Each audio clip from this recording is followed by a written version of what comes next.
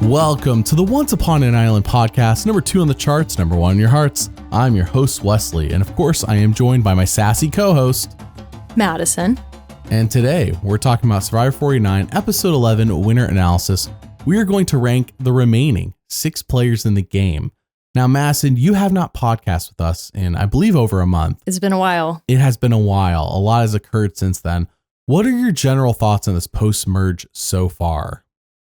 I'll be honest, I think this might be a slightly unpopular opinion, but I am still enjoying this season. I enjoy the cast of characters. I do think that having season 50's supposed tribes out there, that does kind of jade my view a little bit with regards to what's going to happen.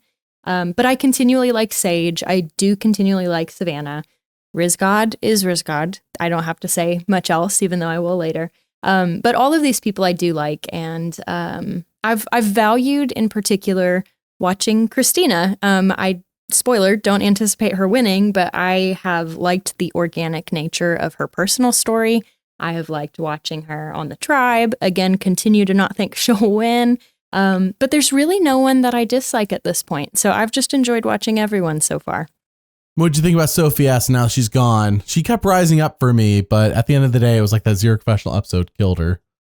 I'm just remembering you and Joe last season, and I'm really holding on to that experience. So I've kept her at the bottom, and obviously, she's gone at this point. But I did like her. She grew on me, so it's a shame that we didn't see her earlier. I know, she became such a big character. If you look at the confessional chart here in the top right-hand corner of the screen, if you're on YouTube, if you're on Spotify, I guess you're just going to have to trust us on this one. But she had 34 confessionals, but like, shoot, man, if like 3/4 of those weren't in the post-merge game, she was basically invisible. Not invisible, but basically invisible by New Era standards. There were multiple times pre-merge where she'd show up and I was like, who is that? And my sweet husband is like, that's the other Sophie. So, thank goodness for him. Yeah. Yeah. The diet food Sophie. That's how I remember her. That's when I started to remember her. Right. She made her mark, and I'll never forget diet food Sophie. So we are going to rank every player left in the game. We're going to go through them in alphabetical order. But I did want to mention before we do that right now we are running a contest here on the channel for the night up through December 15th. The contest is to send up to 3 photos, though only one of your photos is really the one that matters. Basically, you can send up to 3 photos of yourself, and it could be you and other people, doesn't matter, showing how big of a Survivor fan you are. The top 3 photos will be chosen. Third place gets 1 month of paid Patreon at the highest tier. Second place gets 3 months, and first place gets 1 year. Email those to the email down in the description. Myself, Madison, Rebecca, and Mary will look at the photos and we'll figure out who our top 3 are. Guaranteed 3 people will win. If there are more than 3 really great photos, then I'll figure it out. But for sure, the top 3, for sure. Madison, is this the first time you're hearing this? No, it's not. I am still a faithful listener where possible. I didn't know if you listened to the podcast already where I announced this. I was like, oh no, I don't know if I told Madison about this before we recorded. I like this. Please submit photos. I'm ready to have fun with this. Yeah. Just basically whatever you feel like is a good photo, go for it. Email it to me. I'm down. And that's by December 15th. Bonus points from me if you include a dog. Or cat. I don't discriminate. It is true. Like, including your pets is definitely a cheat code, I would say, for the audience that you're sending it to, for the judges. Yes. Definitely. It works. It's not a guarantee though. But it does help. So, but you have to be in the photo and you have to be at least 18. That's important. Be at least 18 and you must be in the photo. It's like internet safety. Because Mary's first question when I presented this idea to her, Madison, was she's like, what if people send AI generated photos? And I'm like, I'm going to know. Number one, you're going to have like 7 fingers on one hand. It's not even that. I'm going to know. It's not gotten to a point yet where I'm not going to know if it's AI or yet. But it's not Will Smith eating spaghetti anymore. Not Will Smith eating spaghetti. Yeah. All right. Well, let's go through every player alphabetically, starting with Kristina. Kristina has 28 confessionals. She had 2 last night. And currently at the moment, she's one of 2 players with 0 votes against them. However, she has the infamous back-to-back 0 confessional episodes, as you can see there on the chart in episodes 2 and 3. Madison, what do you think about Kristina? Kristina, girl, like I said, I do love her as a character. Generally speaking, she does have her moments where I'm not with it, but everybody has those. But in terms of her realistically winning the game, I do not anticipate that. It's a running joke when I am here that I want to beat Wesley to our tie. I'm sure Wesley has her as number 6. I know I have her as number 6. But it's just, you can hear my hesitation in even trying to address her notes, because I actually didn't write any notes on her. Oh, no. Not to be rude. Yeah. But I don't know what game moves that she's making, and I will say if it had been useful, her playing her idol on Steven could have gone further. I know that wasn't this episode, but it was a wasted idol. And, she's publicly beefing with Savannah, who's taking it like a champ. And I don't think that's necessarily making Kristina look better, even if she is being upfront about how she feels about Savannah. I'm looking at my notes I do have. She's only voted correctly, I believe, twice of the 5 possible times she could vote. So that's not great. It's clear that she's out of the loop a lot of the times. She has not won individual immunity. I don't think she's come close. I feel like I'm dogging on her, but she's also skunked. So Kristina, I could see her being a goat. I do not see her winning at all. It is beyond the Zero confessionals. She has not done anything, you're right, to impress us, the viewer, to make us think that she's going to win. She had the idol, and while it's good to play the idol, it ended up being a flop. And outside of that, I can't name a move she's made that was good for her game. Honestly, it's more like she survived based off of people not viewing her as a threat. Really. Right.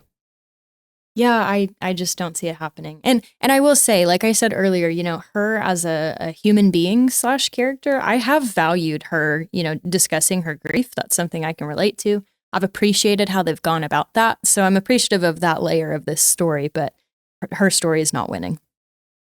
Yeah, I know I've said this, and you said you listened to all the podcasts, so you're already aware of my thoughts on this. But for those who aren't, I think it's a shame that Survivor has set us up to be so jaded towards people with genuine emotions / stories they want to tell. In terms last week, with her mom, and it's like, man, I wish that had been a bigger moment, but it can't be when it's been surrounded by, like, the show's dragged down by the weight of trying to make unimportant or not really that impactful stories be just as emotional as those that actually are impactful.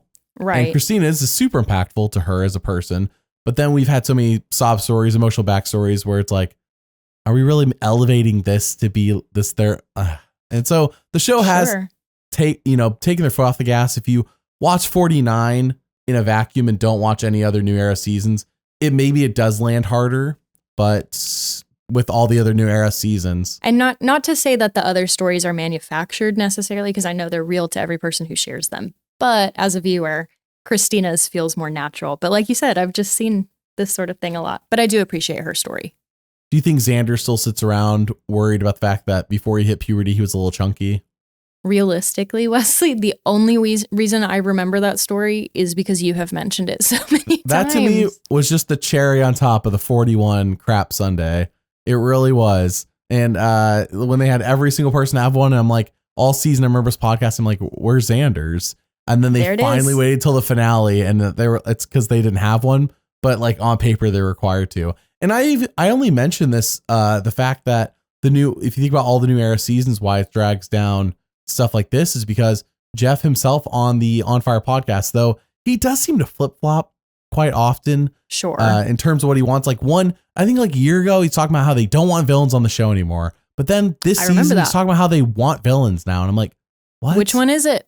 Right. Like the ever-changing moral compass of Survivor or whatever, ever-changing values, just depending on what they think is going to get views or what they think the audience wants. But not even that, because Jeff multiple times said we did not do this because the audience wants this. So I guess not really. So, but anyways, what I'm saying is that Jeff has said that the New Era is supposed to be viewed like a series and less like individual seasons. And in that case, why? But that is my question. The continuity of a series, which again, that can be questionable sometimes, but I don't see it as that. But then the New Era references other seasons that occurred before the New Era, Yeah. I don't know about that statement. Yeah, I would understand if they only referenced seasons within the new era. It's like, okay, it is like, it's just so much that. But we're talking about Kristina's winner analysis, and reality is that I don't think she's a target. I don't see why anybody would want to vote her off until it's absolutely necessary. If she makes it to Final Four fire making and gets eliminated, I'd believe it.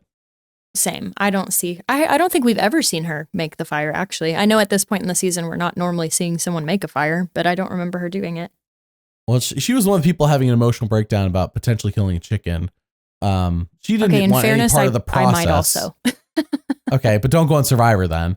You're right. Well, with Kristina, I remember her being like, I don't want any part of that process. And outside of that, I haven't really seen her do anything in terms of course, they don't really focus on it anymore in terms of helping the like camp the survival. And stuff.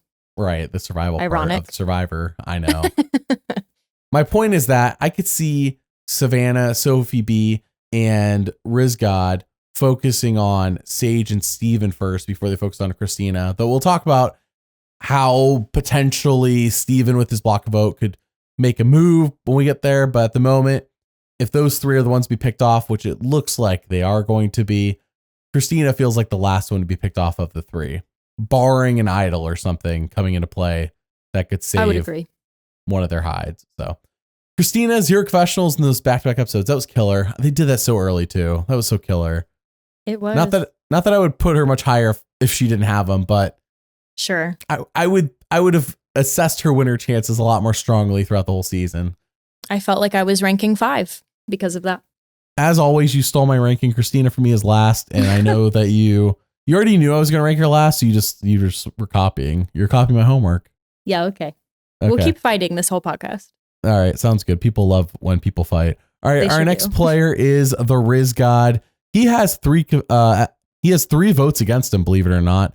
Has a hidden immunity idol, and currently is sitting on 54 confessionals, which is the not even. I thought for a second there I was going to be second most. If you look at these numbers between Rizo, Sage, Sophi B, and Steven, oh my gosh, are they like within like 2 confessionals of each other? Mm-hmm. It's crazy. Like from Sage to Sophi B, it's all within 4. Kristina down there having half of what everyone else has, and then Savannah has about 10 more. Craziness, dude, craziness. Anyways, so Rizgod sitting on 54 confessionals, had 8 last night. Definitely a main character. What do you think about the Rizgod? I know you've been dogging on him all season. And for those who obviously are not a part of our group chat, I continue to do that even when I'm not on this podcast. So I do like Rizo. I really do. I actually really struggled with my rankings. I thought it was going to be easier, that there were only 6, really 5 because Kristina got skunked. And I struggled with my 2 and 3 and my 4 and 5. And Rizo is in the top half. So that's for you, Wesley. I think I have some unpopular opinions. I kind of feel like maybe Rizo is a mixed opinion sort of person. He's definitely a main character. I get that vibe every single episode. He is a focal point. He is always in on the action. But when I'm trying to think of the end game and who he's going to win against, I just feel like he's going to have a hard time differentiating his game from Savannah. And again, I could definitely be wrong here, but I feel like he will be there with Savannah because I think they're just starting to wait too long to get rid of her. His idol, to me, it feels like a bit of a crutch because he's only just kept himself safe, which again, yes, that's the purpose of an idol, but he's just kept himself safe and he's kept everyone guessing the whole time. And to me, that does not feel like a big move worthy of, a game-winning vote, worthy of that type of respect. I wish he would have used it already instead of dangling it around. And again, I haven't been here in about a month, but last week's episode with the fake idol, I know he said he was originally going to play it before Kristina to get her to do it. And then he played it after the fact. And to me, I feel like he was trying to get to the jury with that. But I just worry with Rizo that he's not being taken as seriously with his moves. It's like, oh, it's Rizo. So funny, so fun. Even the music. I mean, we all know I like to listen to the music in the background. He was getting some goofy music. He got some like silly bluegrass at one point with some of what he was doing. And while I love to see him on my screen and I think he's funny, I just don't feel like that edit is saying winner because I don't want to say it's making fun of him, but it's kind of poking at, him being the funny character. Yes, Rizgod's a funny character. My biggest concern after this episode, up until this episode, I wasn't too concerned about the fact that his idol that he had, and he was like using it to make moves by not playing it and tricking people. This episode's the first time I'm like, man, people weren't really talking about Rizgod and his threat level and his idol, which concerns me. And it was the first episode where I feel like we actually saw his paranoia, when he was really confident in what Steven's advantage was, but before he was confident in it, he was kind of freaking out about it. And I don't feel like we've seen that yet. So I wonder if this, new era, late game, day 21, 22, whatever, I wonder if that's really going to get to him. Man, here's the thing, and this is going to go for another player as well. I mean, Kristina clearly needs to raise her threat level, but she's not on the table to win due to the Zero Professionals. Like, that's what the storytelling is telling us, so I'm not as concerned about her. But Rizgod and another player who potentially is on the table to win need to raise their threat level. I can't believe I'm saying that, but I feel like Rizgod, I'm like, there's not enough talk about how Rizgod's a threat, which means he is not connecting with people. I didn't somebody this today in this, I say today, last night in the episode, didn't somebody say that they were annoyed by his play, his fake play? It was Sage. Yeah, she said that it was something that was embarrassing. Yeah, see, and that's the thing. So I think Sage, if she goes on the jury, is a vote for Savannah at this rate, because Sage twice said that we just handed Savannah $1 million. By the way, then proceeds to help Savannah in this next vote. Thus proving she is a little emotional, yes. Yes, the emotional vote for sure, but is annoyed by Rizgod. It's like, okay, those are the little hints that like along the way, like, all right, so if Rizgod and Savannah are in the final 3, which at the rate we're going looks like that's likely to happen, then Sage is going to vote for Savannah over Rizgod. Right. Yeah, I'm with you there. I don't know who the third person in the final 3 is. If it's Sophi B, then yeah, we'll talk about that later. But so Rizgod, I like Rizgod. I think he's out here being a showman. I think he's goofing off. I don't know if people, my thing is people are giving $1 million, and that cannot be emphasized enough. I imagine a lot of the jury takes that seriously. I can't imagine every single person views it this way, but I imagine there's enough of them that do, where it's like, who do I want to give $1 million to? Who do I think's going to take this $1 million and not just waste it? Who's going to use it? And I'm okay with them having the $1 million. I think it's why you get people in the past who've won, such as Jeremy winning over Spencer and Tasha in season 31, where it's like people felt better about giving Jeremy, the family man, $1 million over Spencer and Tasha. And I'm not saying that was the end all be all, but I'm saying when it comes to, all right, well, who do I feel better about? Yes, it's an influence. It's an influence. It's not the only influence, but it's an influence. Sure. At the moment, Savannah, despite being kind of a mean girl, is a better look to give money to than the Rizgod. Although counterpoint to it, because we haven't heard this, in the later season, at least in the beginning, though, when we got to hear some of his backstory, he is a family man who happens to be the son in the scenario. So it could still be there if people remember that, but we don't see him talking about it anymore. Yeah. This episode was the most concerning for me with the Rizgod. I'm hoping next episode is pick up. It's worrying that he's had this idol for so long, and it's been played off in a great way. But then this episode, why was nobody talking about voting him off? I know people were focused on Sophi S, in terms of voting her off, and Savannah. That's like our concerns this episode was Sophi S and Savannah. And it's like, what about Rizgod? Why isn't Rizgod a threat? Well, and with his idol, do we know how long that idol lasts? I believe it's good through the final 5 vote. So he has next week and the first vote of the finale to use it. Obviously cannot use it. I believe that's true. I believe he obviously can't use it at the final 4 fire making. Sure. So I think he can use it anytime up until, so he has to use it next week, or he has to use it the week, the very last vote before the final 4 fire making. Whereas the knowledge is power has to be used next week, and Steven's block vote has to be used next week because those are done at final 6.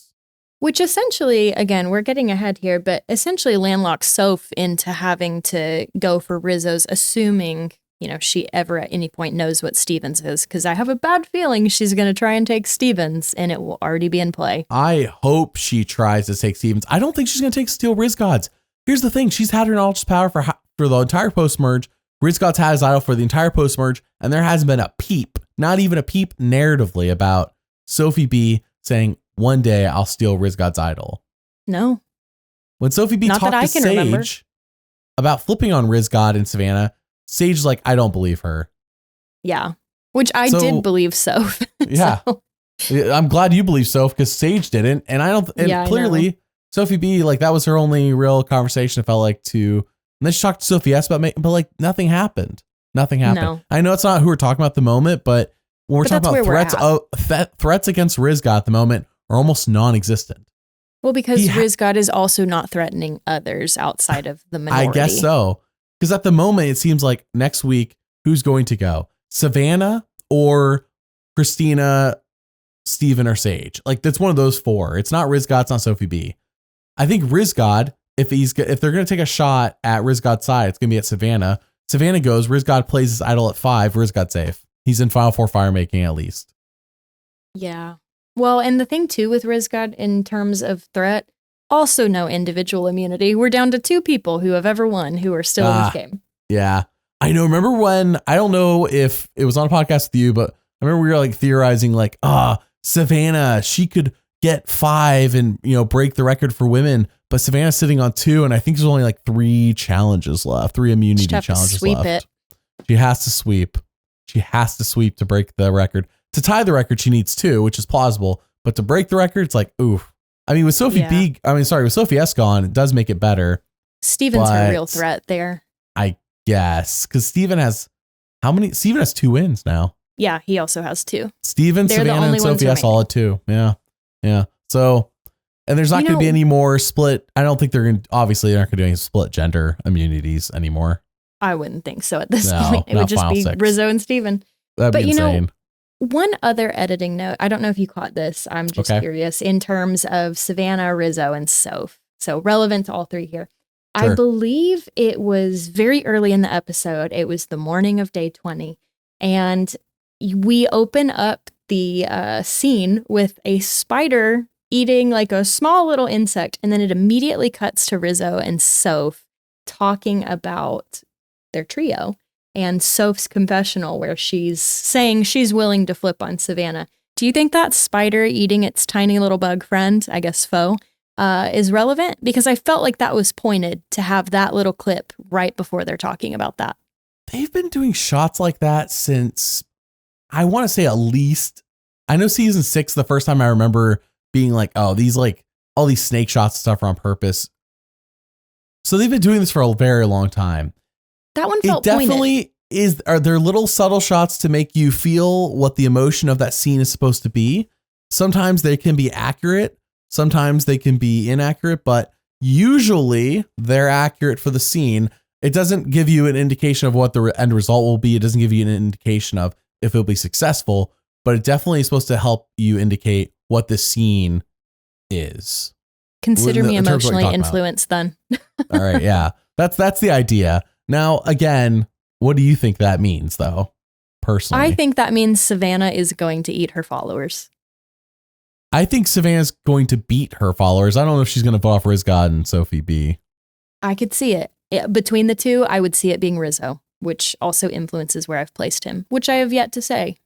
He is number 3. I mean, if she is going to flip on somebody and to vote somebody off in that threesome, it's going to be Rizgod, yeah. Yes, and his game is so similar to hers, and I think she's got to let him go. But she has to do it Kyle and Camilla style and eliminate at Final Four fire making. Possibly. I could see her doing it sooner. Which I don't think, Kyle wasn't the one who beat Camilla, was it? Who beat Camilla? Was it Joe? I don't actually remember. It's been a while since I've been. Let me go look at 48. It's been a while. Final Four fire making was, she lost fire making to Eva. Camilla did. Okay. Oh, yes, hey, and Eva got second. Eva got second. So I believe that it would be in Savannah's best interest to eliminate the Rizgod, put him on the jury because Rizgod would be a vote for her. However, who's she going to replace him with? Does she replace him with Kristina? I think it's a good move. Does she replace him with Steven? I think that's a bad move. I think there are votes on the jury for Steven. I think there could be votes on the jury for Kristina, but we already narratively know Kristina's not going to win. So narratively, it's a smart move to have Kristina in the final 3 with you because we know she can't win narratively. Steven, I think, has votes for him on the jury. I believe that does Sage have votes for her? That's the question. I don't think so personally, except maybe Juwan. So Steven would be Savannah's worst person to have sit next to her in place of Rizgod. I assume Sophi B, by the way, is the other person because she seems to have a relationship with Sophi B. We've established that many times. By the way, we're talking about Rizgod right now. Where do you rank him? Let's move. We're talking about other people now. Where do you rank Rizgod? Rizzo is number 3 for me. All right, he's number 2 for me. Okay, so let's move on to our next player, Sage. Sage has 52 confessionals, 8 last night. Sage currently sitting on how many votes against her? I just had it up in front of my face. Sage has no votes against her. So as much as funny as it sounds, the only people left that could have a perfect win is Kristina and Sage. Is that going to happen? Unlikely.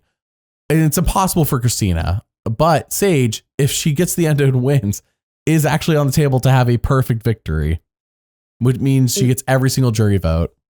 It would be impressive and surprising. It would be very surprising, very. But I still have to throw that out there.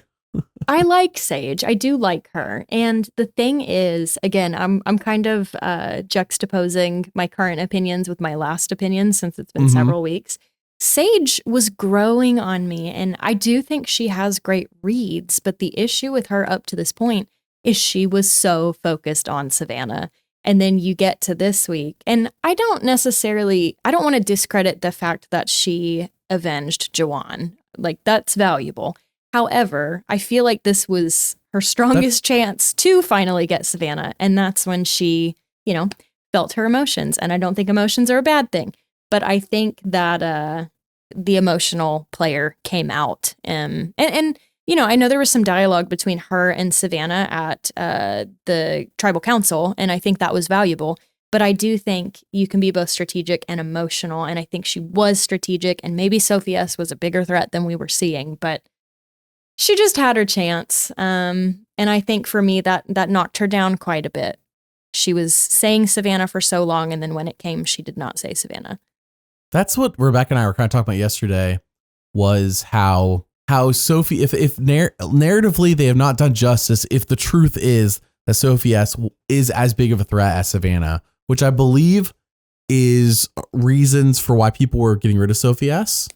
Not that she's equal in threat level, but just that she is a big threat.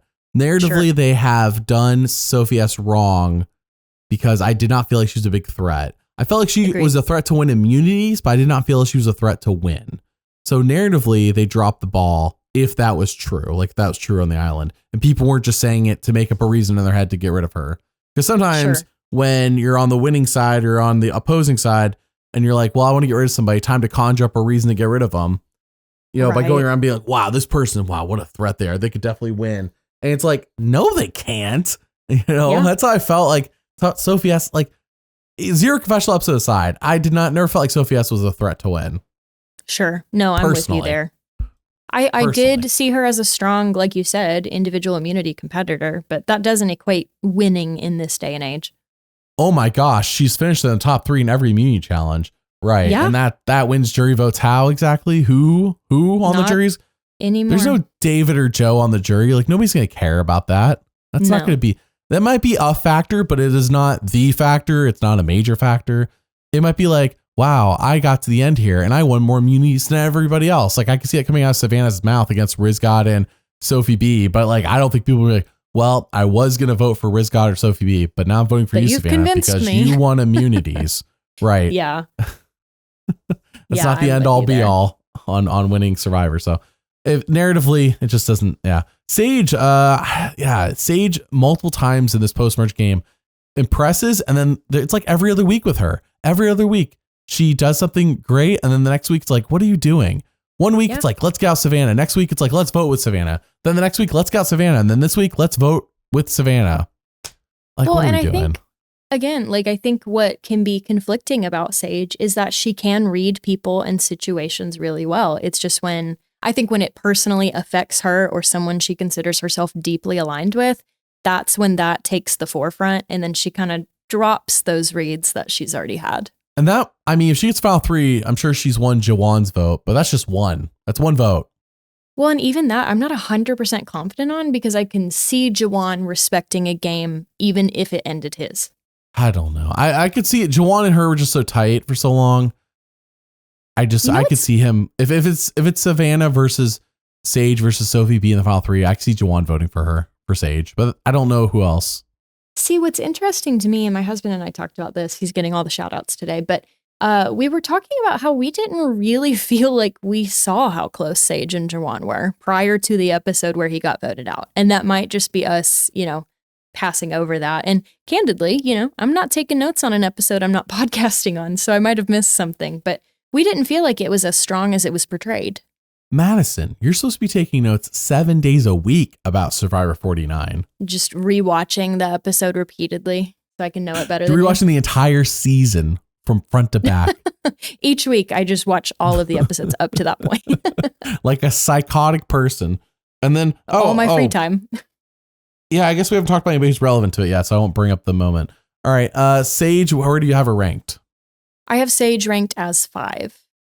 Sage for me is ranked 4. Okay, let's move on to our next player, and that is Savannah. Savannah has 64 confessionals, the most out of everybody here. She had 3 last night. Just 3, believe it or not. She's had just 3 the past 3 weeks. It's almost like they let off the gas with Savannah to let everybody's numbers catch up. Like, look at Steven's on the chart. Like, they're like, time to let Steven catch up to Savannah, because Savannah, man, was running away with this confessional count. And while I understand that the confessional count is not the end all be all by any means, it is definitely indicative, and it's something that we use as a tool, but it is not like, oh, whoever has the most confessionals wins, because that's not the case all the time. But the number definitely is valuable, especially in the new era when they've been more attentive to it, in my opinion, in terms of making sure the winner gets enough. Sure. Like, I don't know what the least amount a winner's had since 42, starting at 42, I don't know, but I'd imagine it's Gabler. And Gabler still never got skunked. Gabler still never got skunked. So, what do you think about Savannah? This should be, I expect to hear every note you've ever taken on her from every episode. All right. How much time do we have? Do we have 6 hours? We have at least 7 or 8. Perfect. Let's be here all night. So Savannah, I have to give a preface to what I'm going to say about Savannah, because I've tried to be really intentional just to watch this season and try not to think of season 50. I know that anyone who's listening or actively listens to this podcast, you already know about the 3 tribes and the hypothesis about how many winners are on each tribe.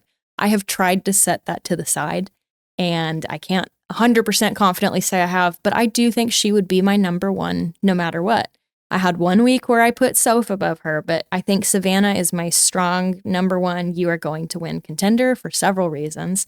She's clearly a threat. We hear about it every single week. People know this, and yet no one ever makes the move.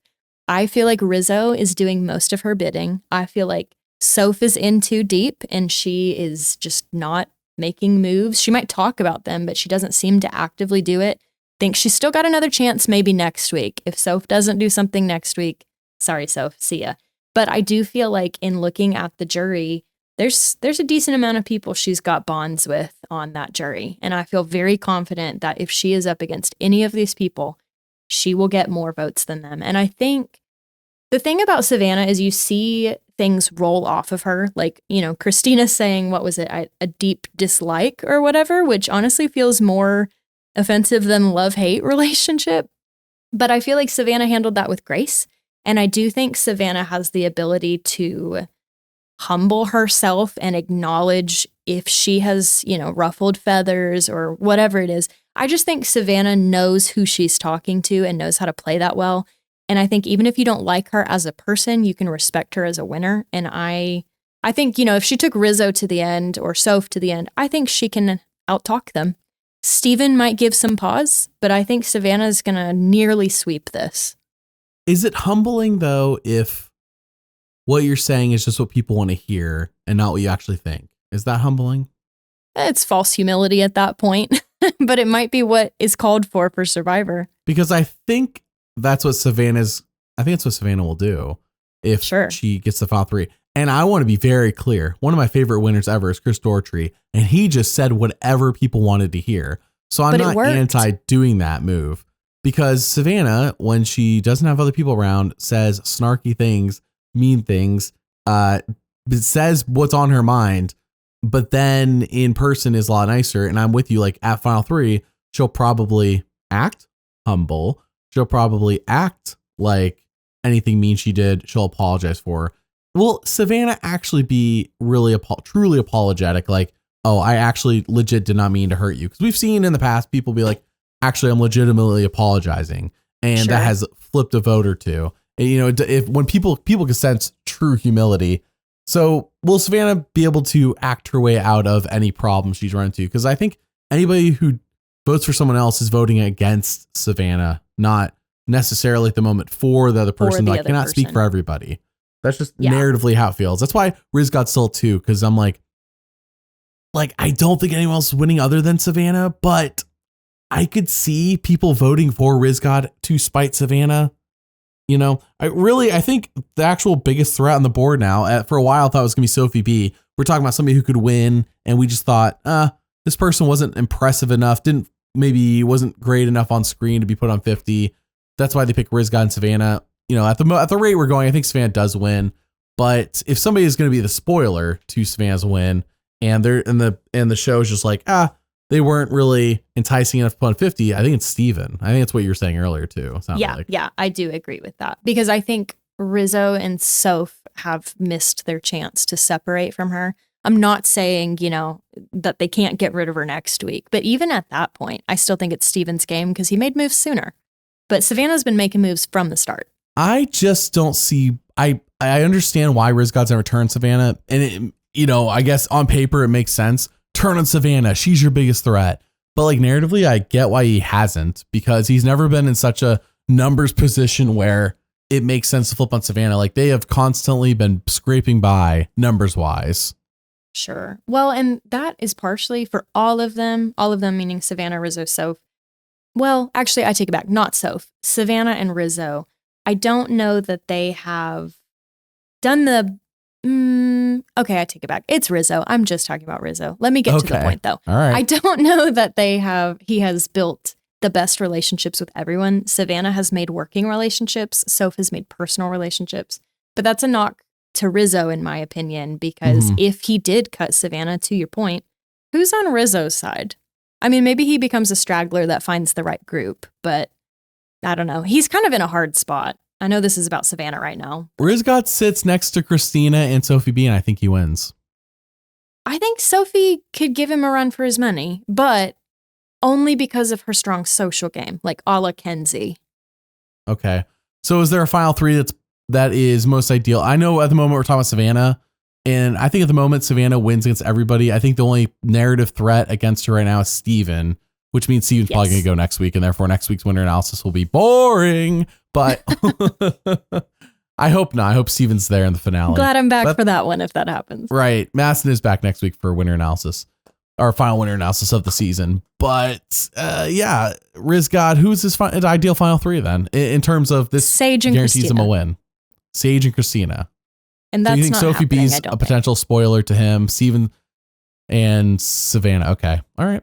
Maybe I should move Rizgod down. I think it would be close with Soph.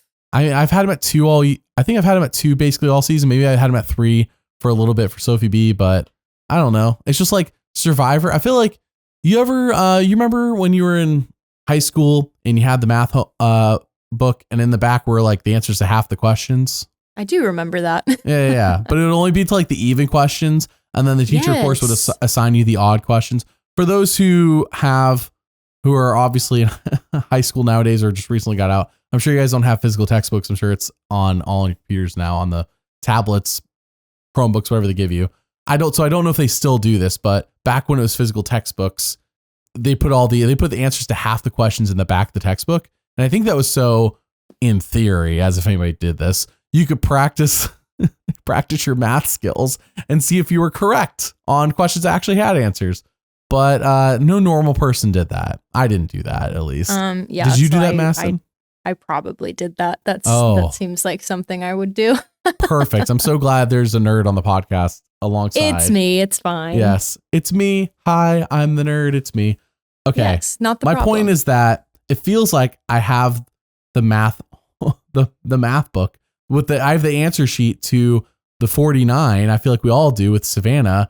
And the whole time it's like, all right, well, I only have half the answers. Maybe the other half is going to spoil the half I do know. But it's like, no, nothing has done it yet. Nothing's spoiled that Savannah's going to win. Officially, yeah, no. And even unofficially, really. I mean, it's just a strong hunch. Without 50 telling us, we would have had Savannah nailed as the winner by now. I think so. Yeah. I mean, if it wasn't clear, it would have been clear by like this week would have been the final nail in the coffin on Savannah being the winner, which is fine. But I wish 50 hadn't spoiled. They could have put them on the same tribe, Madison. They could have put them on the same tribe. Well, they did that with who was it? Tiff and Charlie. Charlie? Right. Yeah. It's not off the table. They have 2 46s on the same tribe, which they did not need to do. If you look at the tribe makeup, they could have split everyone evenly and they chose not to. So it's like, why did they have to do it to the 50 players knowing this is going to be leaked? It gets leaked every season. So we would spend time talking about it, wondering why for 8 months, 9 months. Survivor likes to pretend that there isn't like a whole community surrounding them that cares about what goes on behind the scenes. They like to pretend that their audience is just the casual viewer, and the casual viewer listens to On Fire, and that's it. That's what I'm not saying that's true. I'm saying that's what they seem to want to have us believe. And then you've got people like us going the opposite end. Then you have people listen to this podcast. We have people who do the Rob podcast community. I mean, these are some, and I'm sure there's obviously correlation between like the two, and there's other podcasts as well. And between like all the podcasts, we're talking like literally tens to hundreds of thousands of people who are listening to these podcasts. And it's like Survivor is like, you don't really exist. So we're not going to worry about the fact that you're going to, but like, come on, you got to think about beyond the, 5 million people who tune in live every week. Sure. Yeah. Hundreds of thousands of people is not something to overlook. So anyways, Savannah for me, number 1, for you, number 1. Yep. All right. Our next player is Sophi B. Sophi B has 56 confessionals, 7 last night for herself. And she currently has, believe it or not, Savannah had 4 votes against her, by the way. That's why she's obviously not on track to get a perfect game. Sophi B has 3 votes against her, and she has the knowledge is power. Madison, it's been a while. You used to have Sophi B at your number 1, and clearly that changed because you have Savannah there. So what has changed for you with Sophi B? Yeah. So the thing is, if we, go back in time, Savannah was my number 1 anytime I was here, except for 1 week where Sophi B, I was a believer. I still like her. I'm still, as I've already said, quite confident in her jury relationships. And I think when she got to the merge, she did an excellent job of surviving. And with all these tribe swaps, however many there were, she did a great job, finding people to bond with, finding people to keep her alive. It's just that I feel her post-merge game didn't shift too much. So she had all this momentum for probably the first 6, 7 episodes, going into the merge a little bit. And then she just hitched her wagon to Savannah and Rizo, and anytime she's hinted at doing something, she hasn't done it. And I personally think that keeping the knowledge is power to herself, I still think that's a good thing. However, not using it, I have some pause about that. I know there's some thought that she could have used it on Kristina to get Kristina's idol. I feel like the decision not to do that was more so to keep Kristina and Steven as options. She would have immediately burned the bridge if she did that, in my opinion.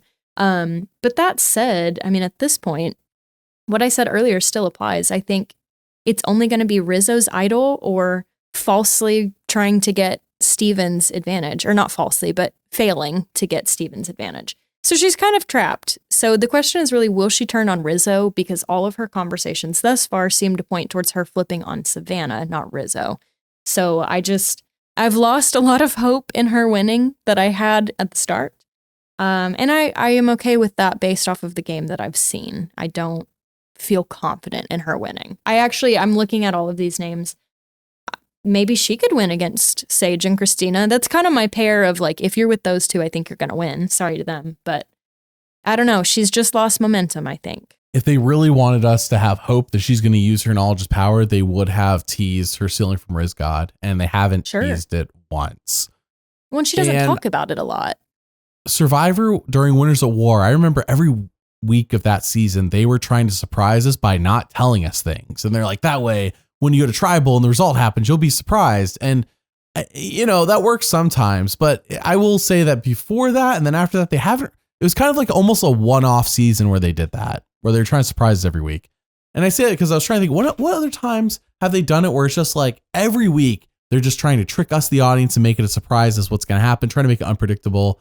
and the only time I can think of was Winners at War. If they've done it another season, let me know. But that was definitely like a peak season of let's surprise the audience every single week. Like almost no lead in to people being voted off. Like it's almost like the week of is the only week that matters to that person most of the time. So in this case, in the new era, especially, they've done actually a good job about like letting you know a week or two ahead if something is on the table to happen. Unfortunately, it feels like it happens and then nothing happens. Unfortunately, it feels like they set 49. Things up.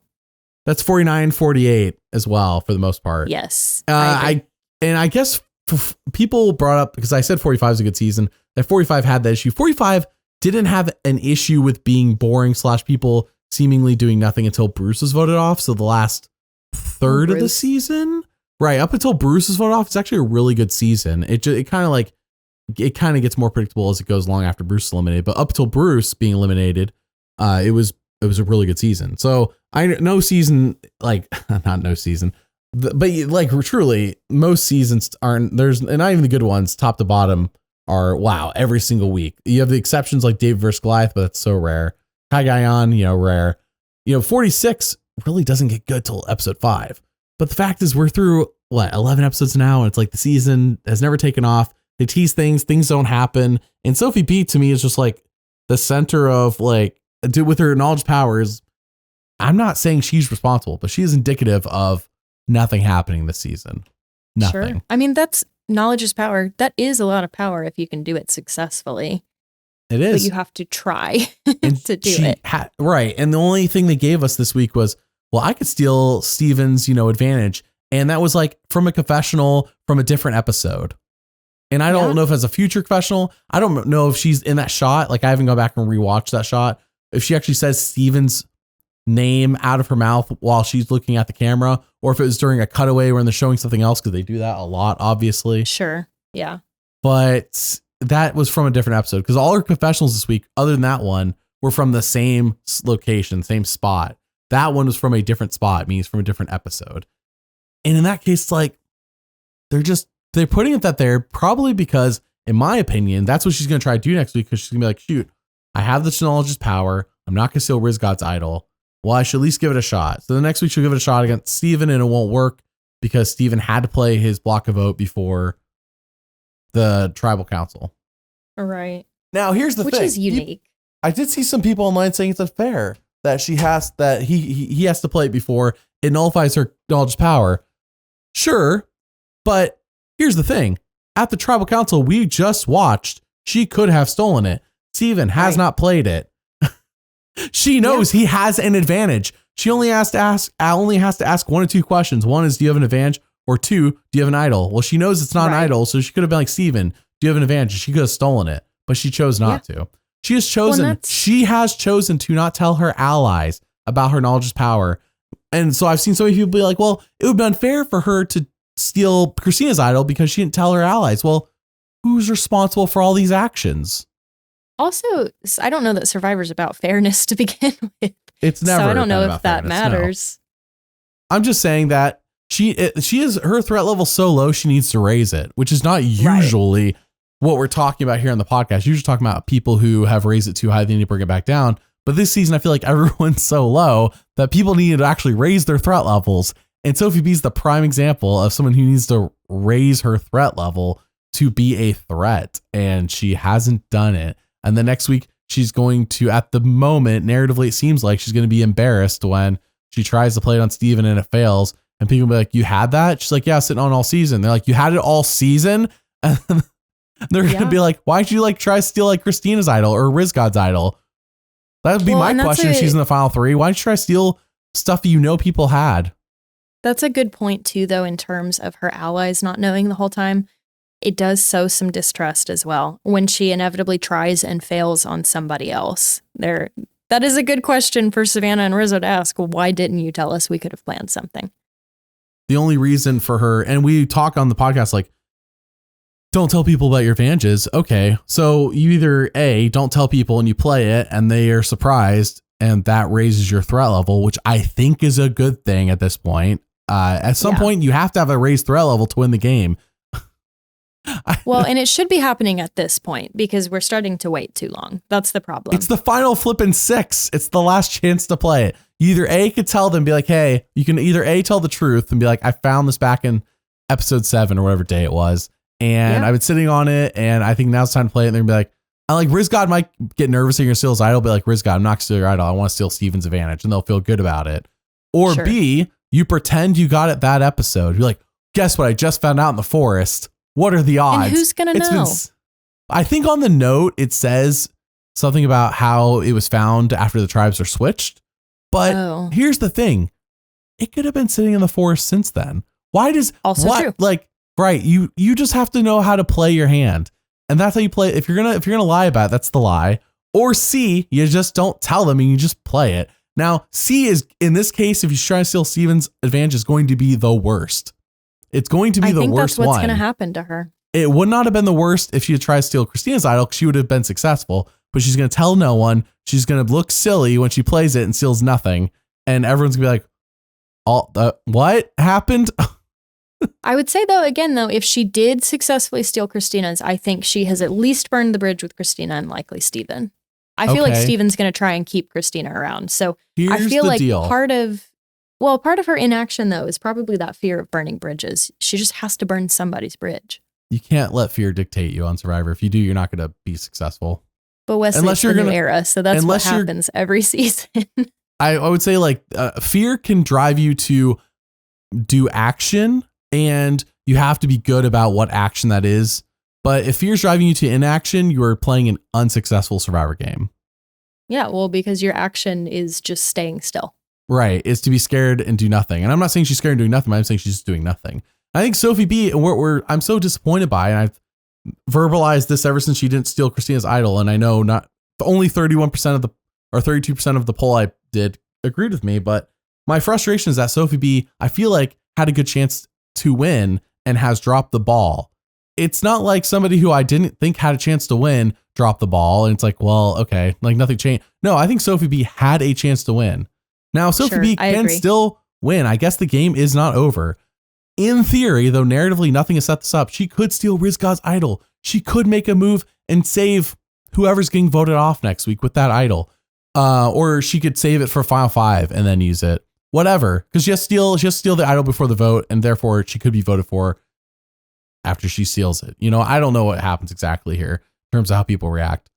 But she has to do something. And at the moment, the best move is to steal Rizgod's idol. Narratively, though, we're being set up for stealing Steven's advantage. Or trying.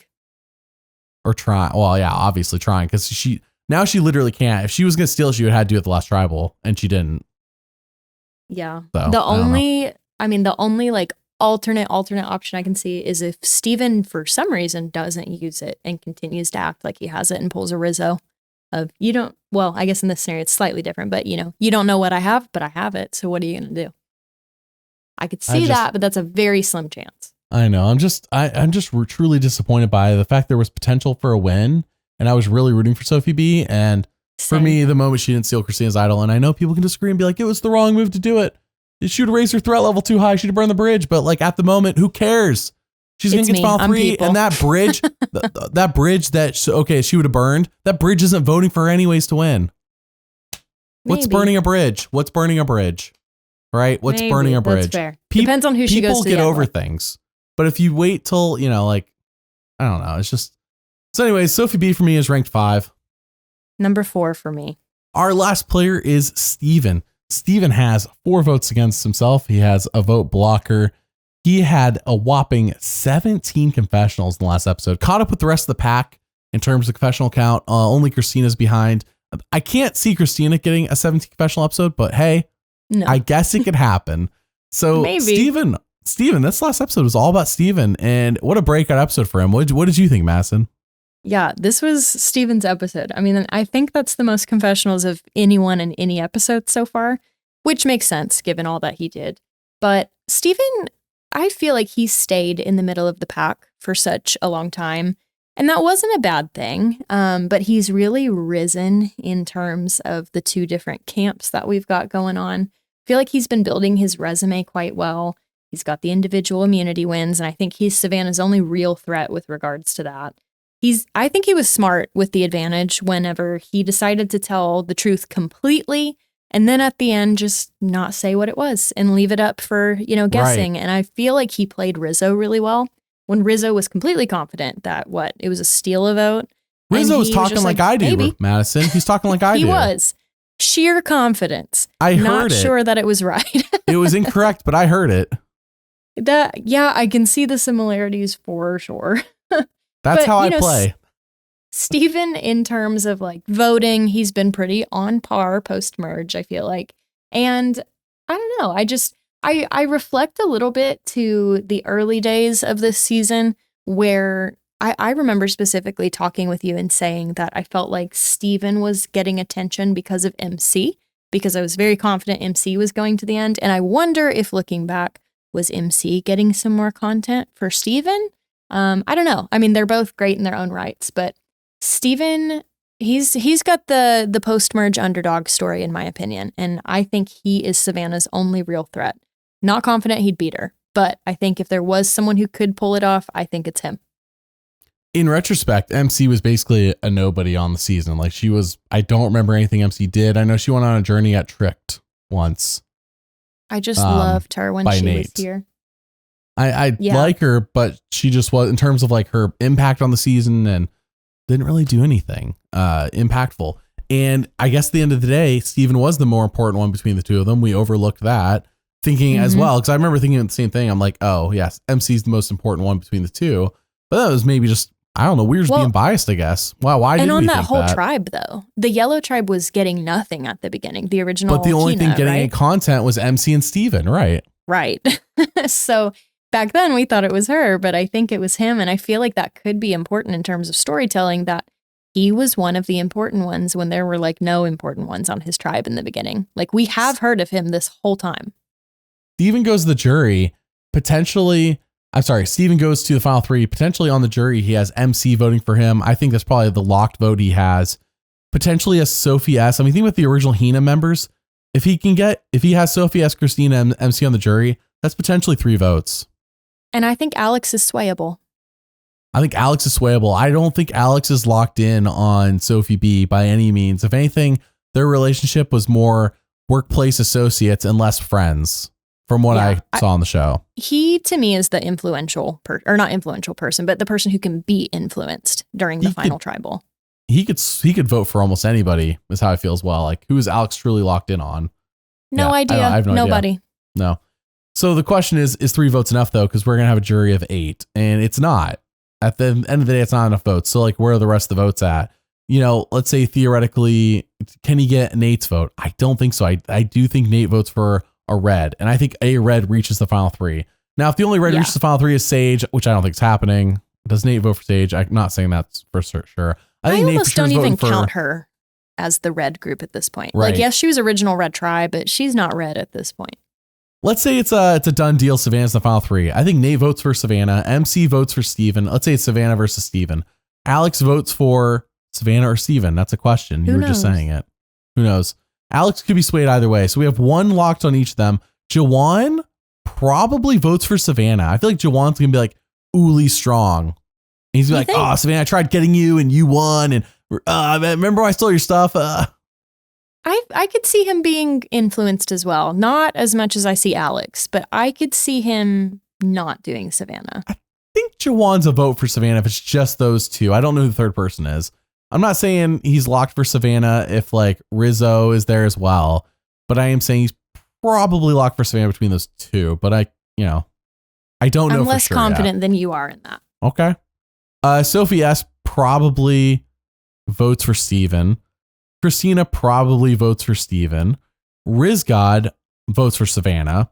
Sage votes for Savannah. So currently, through that count so far, that's where Savannah, Sophi B, and Steven are final 3.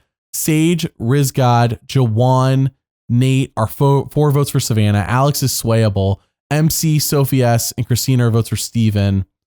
And what I say, Rizgod, I don't think Sage votes for Savannah either with confidence. I do. I think Sage does. Why do we heard her multiple times say we've handed Savannah $1 million? That is a good point. But I Sage says something that might be meaningful and then emotionally does something different, which is where I think maybe that doesn't happen with Sage.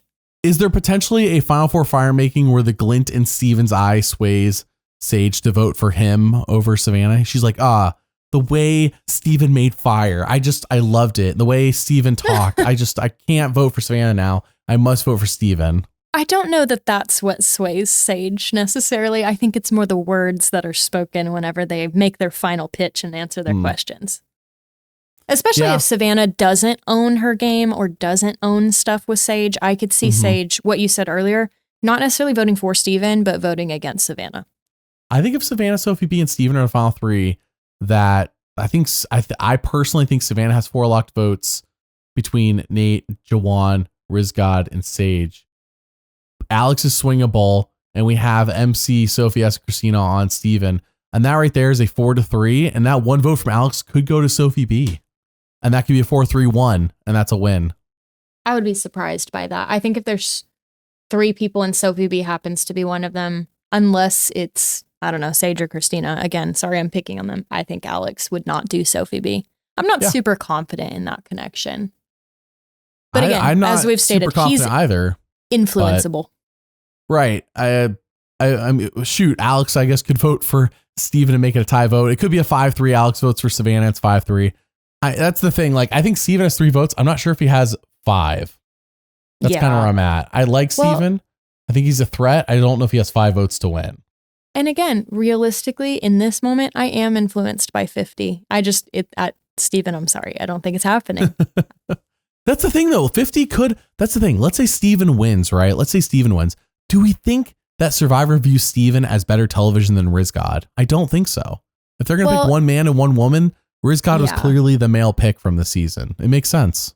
Well, and even too, because, not every season, correct me if I'm wrong, necessarily has both a man and a woman. I also think Savannah just meshes better with old Survivor, like old school. Steven, I feel like I'm not saying Steven is a Joe, and I'm not saying Steven is a Kyle, but I feel like they are more strongly new era. Savannah will fight you. I mean, she'll be a bad guy. Steven, I don't think he will. Every season has a male and a female. It's that when they do these returning seasons where people come back from back-to-back seasons, they typically bring back a male and a female. Hold on, I could totally be wrong. Game Changers, they brought back Zeke and Michaela. Then we got to go back to Cambodia. Who do they bring back? I know it was a vote, but let's be real. They picked who they picked. Honestly, look at that. Who was available to be voted for. They knew 95% of what the cast was already going to be. They brought back from Worlds Apart. They brought back Shireen, which is a woman, and they brought back Joe, a guy. I think it's the only Worlds Apart people they brought back. I'm double checking real quick. That's a guy and a girl. Guy and a girl. Yep. All right. So if we go back further than that, so if we're talking about seasons where there's back to back. I guess Caramoan, they didn't. They brought back just Malcolm. They didn't bring back a woman. They didn't bring back Denise, for example. Though that was a season where winners weren't on.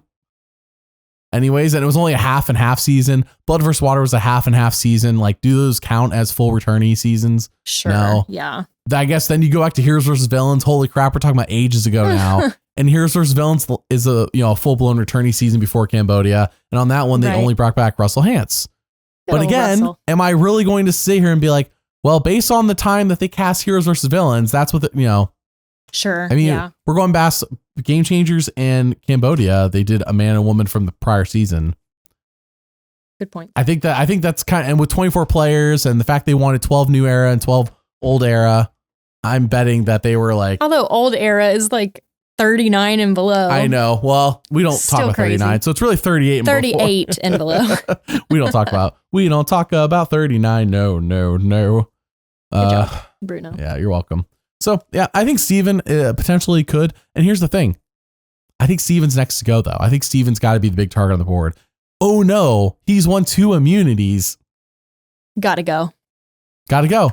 Are we saying he's a bigger threat than Kristina? Big mistake. Yes.